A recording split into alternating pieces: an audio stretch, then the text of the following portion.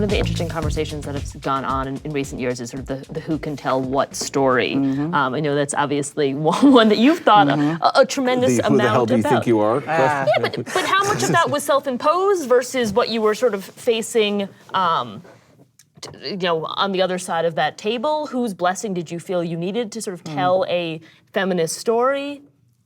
Well, my situation was relatively unique because I was writing based on a feminist novel that had a long life in people, and so people had experienced it as a novel first. So it had a certain amount of credibility and also had a live author that could bless me in terms of what I was doing with the books. This is not valid. It has the stamp. No, the document is no longer recognized. You are not married. What? It's forbidden. Forbidden? What does that mean? Forbidden by the law. What law? The law. The biggest hurdle is always the hurdle you put on yourself. I mean, I didn't want to do it if I was gonna. I mean, I love the book too. I didn't want to ruin it. So if someone else, I really thought I was the best person for the job, and if I thought someone else was, I was 100% for it.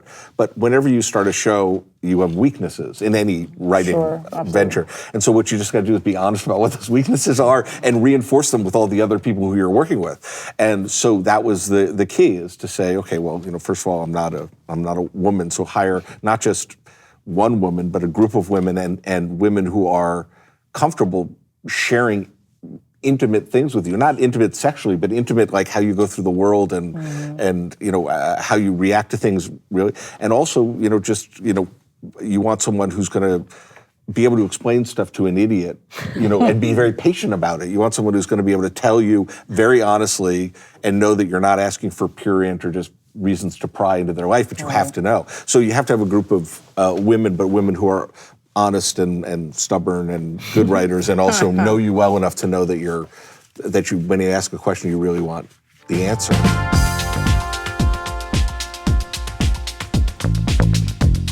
It's one of the most interesting things about diversity is that to have. It's very different for me to be, when I started my career, there was often one woman in the room. My room's basically all women and me.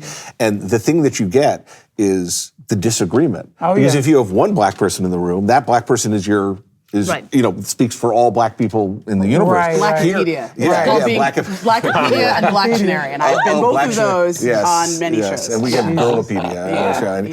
And it's, that's exactly right. But, we have discussions like, we had a very long discussion about what it actually feels like to get your period and, how can you tell or not when you start to bleed with that all that kind of and the entire group, all they did was disagree with each other. It was zero help for me. For them, they learned a lot about each other. Everybody has a very different experience. Yeah, and it's so funny that you think, okay, there's a universal answer to this. I just want an answer. I just need a line here. And they're like, well, it's so I would say 80% of the things I thought I would get this is the clean. I don't know it, but someone else knows it. What's it like to walk through the world in a skin of a different color? It doesn't help if you just have one person. Absolutely. It's one person's opinion. So real diversity actually is the way to actually use those experiences, because I think when you have a singular voice in the room, there's no one to challenge it. It's much better when it is a debate. Absolutely.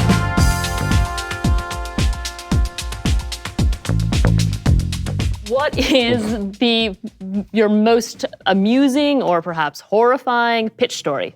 I had a pitch. I mean, I'm sure there are a lot more horrifying and amusing ones that I have, but the one that comes to mind is when I had a pitch that we were going to do a female genital mutilation story on Handmaids, which was fine for them, but for me, we do the same thing. Exactly. Yeah. Are you just sweating? What I know. What goes into that? Well, you don't even know how to word anything. It's like you feel like first of all, I was just 100% sure they were going to say no.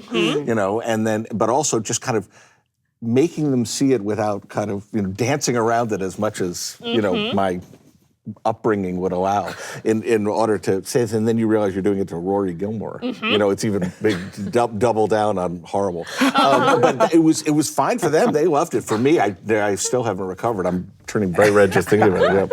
I love it. I love it. Hi, I'm Peter Morgan. Hi, I'm Courtney Kemp. Thanks for watching. Thanks for watching. Thanks for watching. Thank you for watching The Hollywood Reporter on YouTube.